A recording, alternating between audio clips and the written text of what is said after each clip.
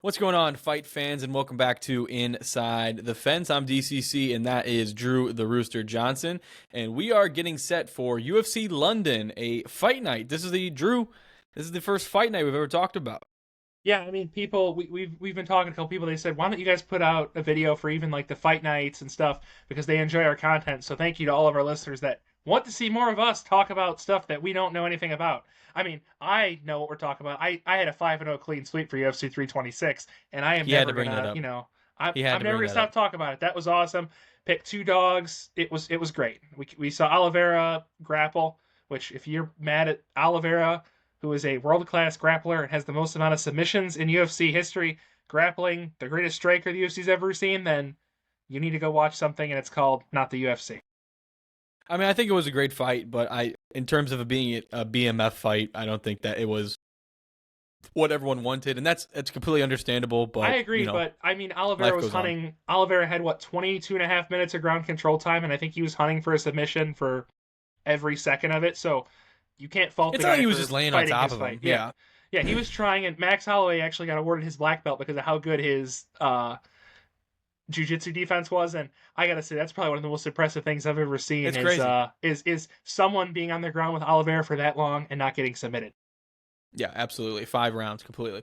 So it's Absolutely. March. Everyone's talking about March Madness, about college basketball. Brackets are busted. Wisconsin, count your fucking days. That's my opinion. My bracket's already But cooked. We're really, gonna say that, but anyways, continue. but really, what we're talking about here is how March has been UFC month. I mean, we have had a big event pretty much every single weekend of this month, and then once we wrap it up, which we're going to talk about those fight nights next 2 weeks as well, and then or no, is there two more or one more after this I believe in March? there's only one more, We got the Adesanya versus Piper fight, and that's and it. then And then Macy and Grasso then we choose move the on co-main. Yeah, And then we move on to April, and then we get to see Yuri get his belt back and Joshua Van defend for the first time. So we're just moving right along. But for this one, UFC London, a very big fight headlined by the featherweight bouts between the number 3 Lerone Murphy and the number 1 Mavzar Evloev. I fucked that up, did I not? I've always said Evlo Evloev. I don't know if that's the Ev pronunciation. That's just how I've always said Evloev. it. Yeah, Mavzar Evloev. My apologies.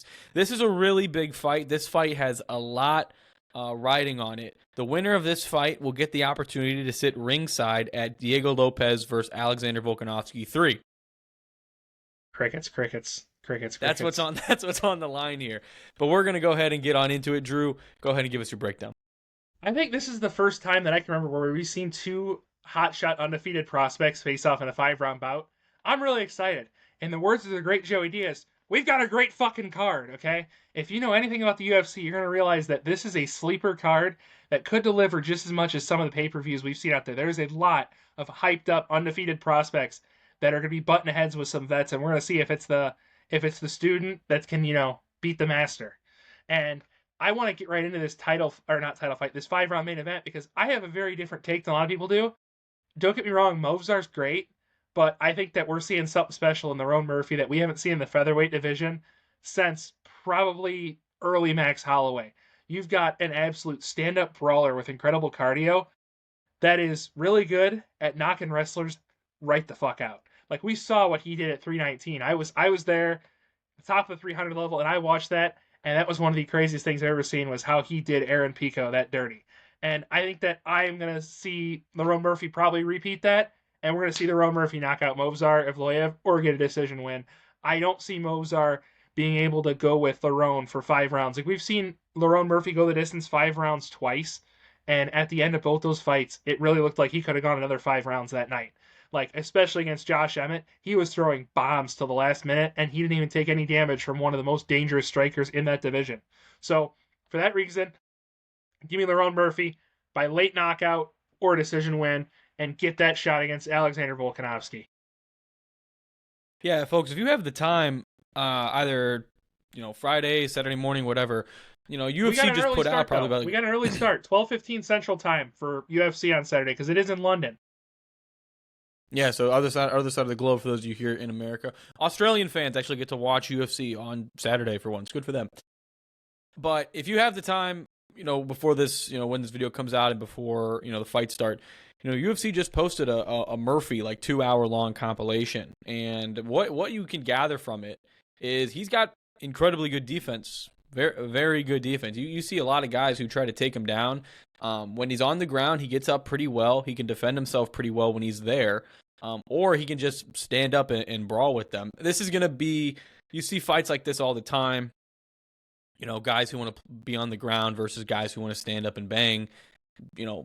JDM versus Islam is probably the biggest one that, jumps over I think minds. A bigger one. It's Conor and Khabib is the one that comes to mind. Wrestler versus striker. I'm saying like in current fighters, but yeah, I mean you're absolutely correct, right? Like it's just a common thing going around here. Both these guys, very, very impressive records. I mean, if you go look at Mavzar's, fight page, I mean, he's taken out, Lopez, which I know, how you feel about that. Taking down Arnold Allen, taking on Aljamain Sterling. So, I mean, can we like talk a lot about one of thing really, real quick? With a lot of really good fights. Yeah, sure. He's never had a finish in the UFC.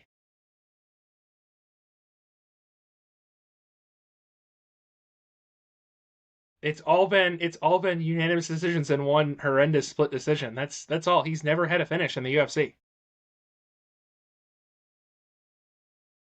That's kind of ridiculous. I mean, this is. Don't get me wrong. I think Mobster's a great fighter, but he seems like he's one-dimensional of one-dimensional. Like, you think at somewhere this guy finds a way to submit somebody.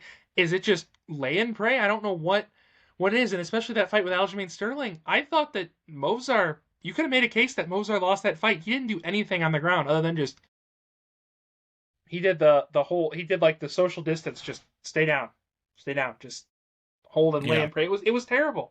And I think that he's got a lot of talent, but when you have that much talent and you can't utilize it, I mean, how are we gonna root for him when you look at Lerone the Miracle Murphy on the other side, whose specialty's putting people to sleep?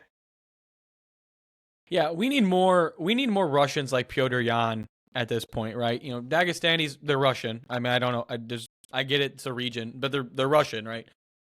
And Russians, I want to say something about Peter Yan real quick, even though we're off topic. I think Peter Yan. I mean, I'm speaking. Oh, sorry. Well, I think Peter Yan. I mean, might be one of the. I'm talking. Sorry, my stream's lagging real bad. The Russians, they're excellent wrestlers. No one is going to debate that whatsoever. Very good grapplers, right? Very good on the ground. But I mean, that's just all they do, and it is the sport of mixed martial arts. So, I've been watching the RAF. They do really good in it, right? I mean, because that's what the sport is, right? And you see these, professional grappling matches that take place. They're really good. They're really entertaining. But is that welcomed inside? Just being a one-trick pony, is that have a place inside of the UFC? That's, your opinion to make. What are you going to say now? Go ahead, Drew. It's your turn to talk. Sorry, my stream was lagging real bad because we all know my internet sucks, and it just you stopped talking, so I thought it was my turn to speak. So I'm going to apologize for that. But what I want to say about Peter Yan is that last fight against Merab, and I know Merab is your boy, I think that Peter Yan might be one of the most well-rounded MMA fighters on the planet. And that is not even a hot take. He is incredible in striking, boxing, Muay Thai, kickboxing, wrestling, grappling. You name it, Peter Yan, he might not be elite at it, but he's very, very damn good. And you talk about, and especially with his cardio, how he outworked Merab, which we've never seen before. Yeah, again, I think that goes back to, you and I talked about it. I think the 4 weight cuts in a year for Merab, I think finally catched up to him. There's almost no one, I don't think there's anyone who, especially at bantamweight, who just like lives at that weight, right? There was only one that I could think of, and it was Demetrius Johnson, who literally walked around at 126. He said, "I weigh 126 pounds, flyweight. and that's what I fight." That's flyweight, yeah. But Merab is not a small bantamweight. He cuts a lot of weight, and now you see why, especially that last half pound where you can't be 1 pound over, you have to be a half pound over for those title fights. You see why no champion's ever defended the belt 4 times in 1 year, and why it's always been 3. And especially like Merab, when it was January, and then it was 2, and then it was December. So like he spread it out throughout the year, but it was just something, that the gas or the wheels were going to fall off at some point in time, which It was honestly sad to see, but I want to see Merab win that fight. Yeah, but once again, wrapping this up here, Are you also UFC taking London Lerone taking Murphy? place. I'm taking Lerone Murphy. I agree with you. I mean, again, I think his defense is really good. I think it's going to come, to a head here.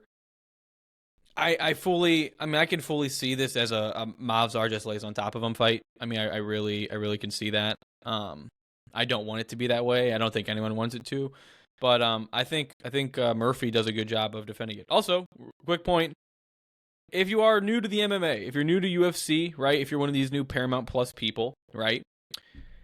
If there's one fight that's not the main event that you are going to watch on this specific fight night, watch the third to last fight of UFC London. Sam Patterson versus Michael Venom Page. That's got fireworks written all over it. We could do another video about this Michael Venom fight. Page is the funniest fighter to watch in the UFC. He's incredibly entertaining. He's getting up there, so I don't, with age, I don't know how he is, but he is so funny. He is ironically funny. Like, he will spin in the air 3 times, kick an opponent in his head, and then stand still over his dead body. While that is graphic, it's kind of funny to watch. I also remember the time that he kneed the guy so hard in the head that he dented his skull in and then threw a Pokeball at him in Bellator. He threw a Pokeball. Dude, I remember like a couple, pre-UFC, like you put an Infinity Gauntlet on. Yeah. Yeah. Watch Michael Venom Page. UFC London taking place this Saturday. Both taking Murphy. We'll see what happens when we come back next week. And we're talking about Adesanya versus Pfeiffer. And then after that, we're talking about Yuri and Van going up for belts. So we'll see you then. From we got something special, yeah. We got something special for the White House card. We're already putting that out 3 months early. We got a lot of special shit. The video's running longer than we wanted to. We got a lot of special shit coming up. We're going to be live from the PFL in a couple fucking weeks. That's a little teaser there for you. I'm like Dana White. I'm just throwing out teasers, right? But we're going to a fight. We're going to be live. Yeah, we're going to be live. We're going to be ripping some Instagram lives on PFL. Yeah. We're going to be holding our Greek flags. If you know who's fighting on the PFL, hence the Greek flag, okay? But we're not going to spoil it just yet, but Greek flag, okay? It's coming up. It's coming up. Another spoiler. Drew's going to get in the ring with Islam Makhachev. We booked it. No, I'm good. I'm bowing out. Nope.